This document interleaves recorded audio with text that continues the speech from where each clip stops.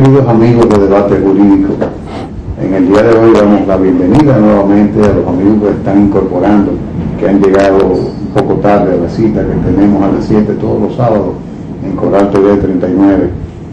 Y les damos la bienvenida a ellos, agradecemos a los demás que han permanecido lealmente frente a sus televisores escuchando sobre un tema muy interesante, que es el derecho militar, el derecho castrense. Y quedábamos hablando con el mayor general doctor Rafael Cruz Durán, quien se puede decir que por la cantidad de años que ha servido como procurador general militar, como asesor legal jurídico de las Fuerzas Armadas, es una figura bastante conocida en este ámbito, que ha acumulado mucha experiencia y es quizás una de las personas que con más propiedad nos puede hablar de este derecho.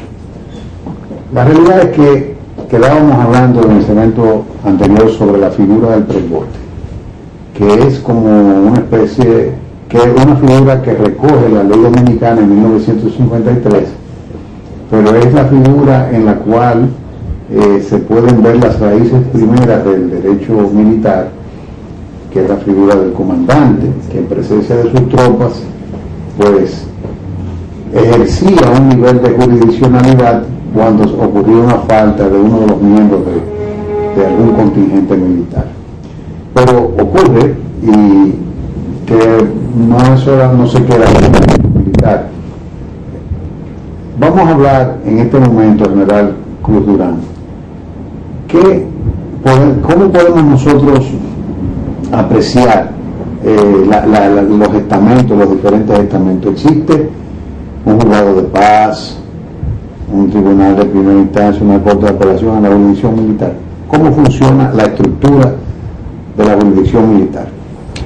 Bien, respondiendo a su cuestionamiento, permítame que recurra diría yo, a un aspecto comparativo entre cómo funciona la justicia ordinaria y cómo funciona la justicia de sección, es decir, la justicia militar.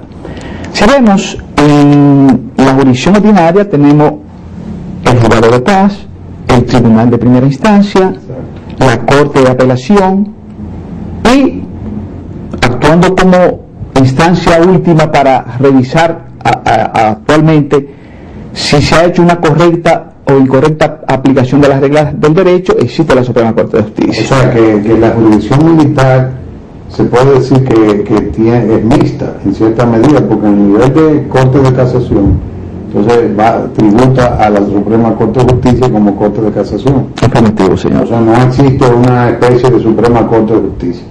No existe en el tribunal de sección, sino que se da a la jurisdicción como la jurisdicción civil. O sea, que en cierta medida había una garantía. Ese temor que hay con los tribunales militares, o existe una garantía de que existe un control civil porque el gran temor siempre es el elemento de la subordinación, de la disciplina de las Fuerzas Armadas, y en el ámbito civil pues muchas veces entendemos que un juez de una jurisdicción militar pues así recibe órdenes, y no conocemos la cultura militar y desconocemos que esas instituciones funcionan y del modo que funcionan. Entonces lo que queremos saber, es interesante saber que la jurisdicción militar está sujeta al control de casación de la Suprema Corte de Justicia. Efectivamente, yo decía que en la configuración de las instancias jurisdiccionales dentro de los tribunales militares prácticamente es el mismo sistema de la jurisdicción ordinaria, con algunas excepciones. Por ejemplo, el sistema para la investigación, conocimiento y decisión de las contravenciones en la jurisdicción ordinaria es competencia del juez de paz.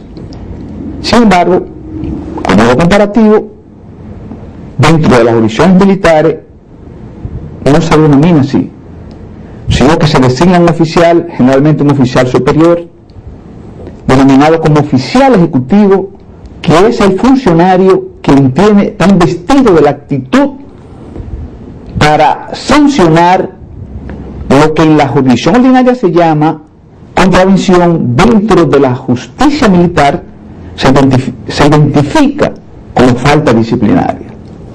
Entonces, si nosotros advertimos cuál es el espectro sancionador de los jueces de paz, advertimos que solamente el juez de paz está investido para poner sanciones privativas de libertad que no van a exceder de un periodo de 5 días. La legislación militar, contrario a eso, establece que el oficial ejecutivo, que hace la función de juez de paz para investigar de manera sumaria, investigar y sancionar las faltas disciplinarias que en la jurisdicción ordinaria se denominan contravenciones, está investido de la actitud para imponer sanciones incluso hasta de 30 días de encierro. Parecerá extraño eso y violatorio a la Constitución por el principio de que la ley debe ser igual para todo el mundo. Sin embargo, esta prescripción no solamente existe en República Dominicana, sino en todas las estructuras de la justicia militar existe. Esto garantiza la propia subsistencia de las Fuerzas Armadas. En España, por ejemplo, el oficial ejecutivo está investido de la actitud para imponer a un militar que haya cometido una falta disciplinaria, le hace una contravención en la jurisdicción ordinaria, tiene calidad para imponer una sanción privativa de libertad de 90 días.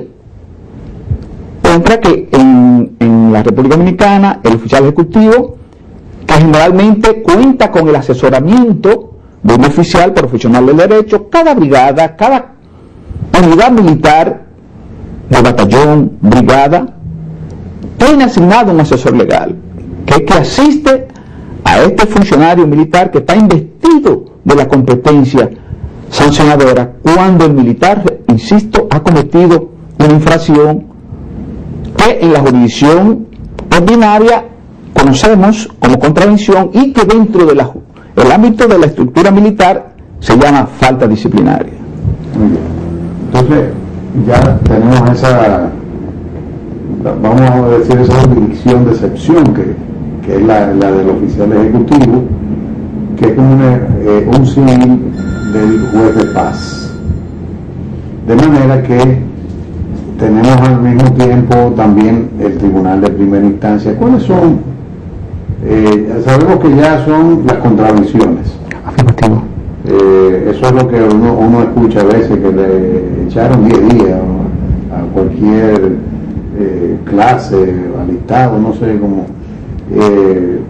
Se inscribe dentro de esa disciplina normal que ejercen las Fuerzas Armadas y la competencia es de ese superior. Efectivamente, el juez de paz en la jurisdicción ordinaria tiene un espectro de competencia. Eso mismo pasa dentro de la justicia militar.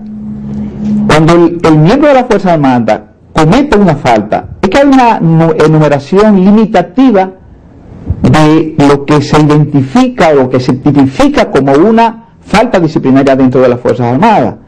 Y es una legislación sui generis especial: no saludar al superior, andar mal presentado, no estar recortado, caminar a la derecha del superior, estar embarbado, en fin, hay una legislación. Es muy interesante porque, o sea, los civiles no entendemos esas cosas, no las conocemos, y eso nos inspiró a nosotros invitarlo a usted.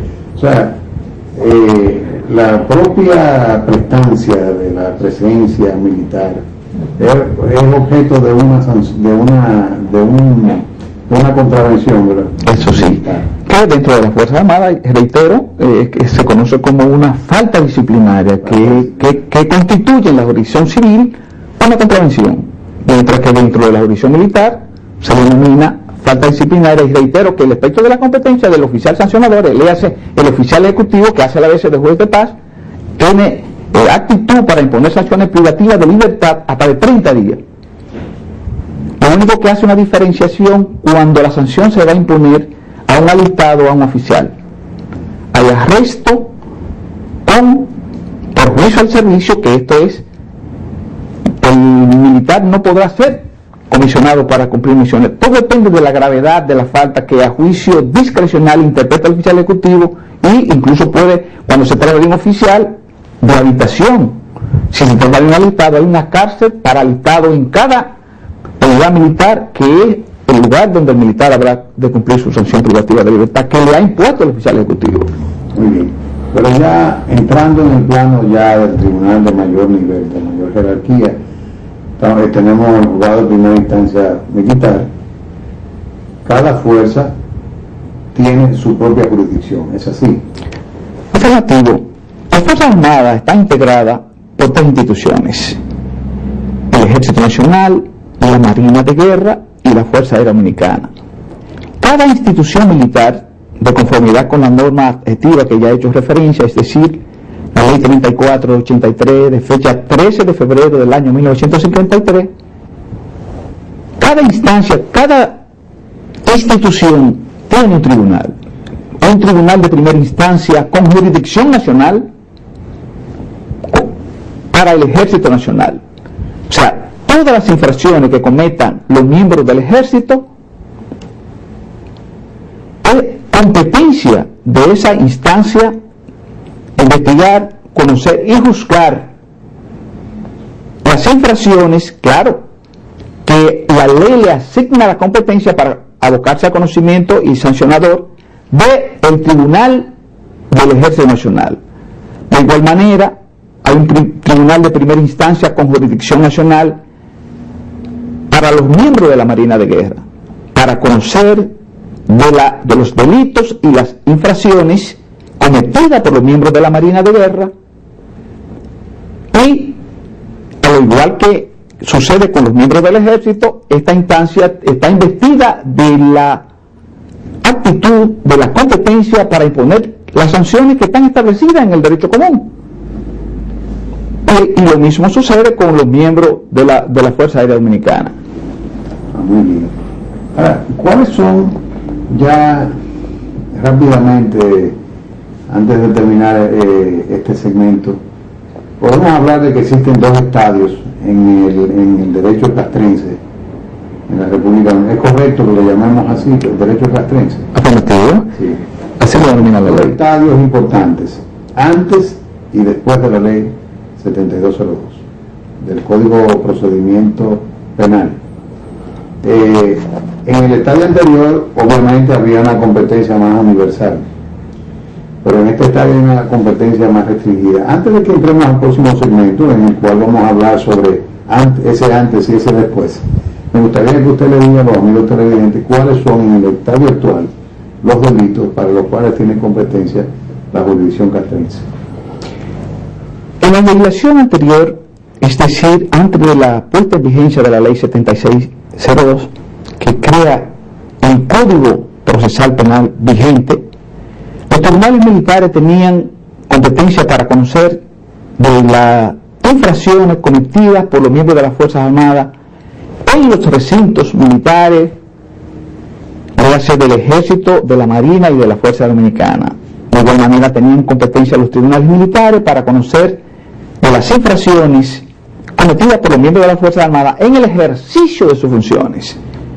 No importa el lugar donde se cometiera la infracción, si el militar estaba actuando, cumpliendo con un mandato que le ha ordenado el superior, en una misión inherente a las funciones que le asigna a las Fuerzas Armadas, la instancia jurisdiccional con una actitud para investigar, conocer y sancionar era el tribunal militar. Sin embargo, a raíz de la promulgación y puesta en vigencia de la Ley 7602, el espectro de la competencia de la justicia militar fue sustancialmente reducido. Que en mi humilde percepción, me parece que esto ha sido bastante trastornador y perjudicial para una sana y correcta aplicación de justicia. ¿Por qué yo sostengo ese criterio? Fíjense que cuando un militar cometía una infracción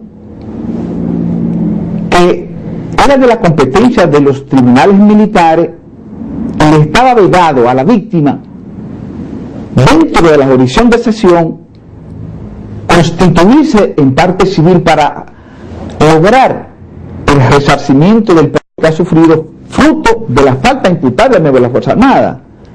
Reitero, el artículo 8 de esa ley queda terminantemente prohibido la constitución en parte civil por ante los tribunales militares. Y en general, lamentablemente, el tiempo de la televisión es un tirano.